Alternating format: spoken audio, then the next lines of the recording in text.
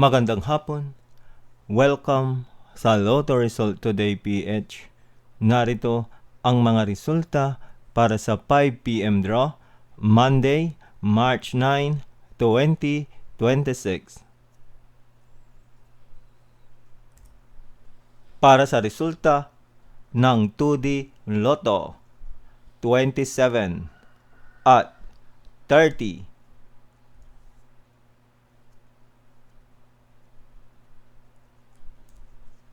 Heto naman ang resulta kaninang 2 p.m. draw.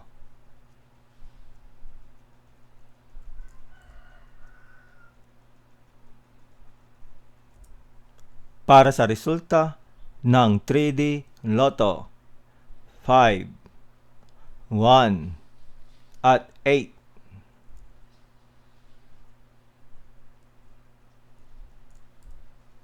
Heto naman ang resulta kaninang 2 p.m. draw.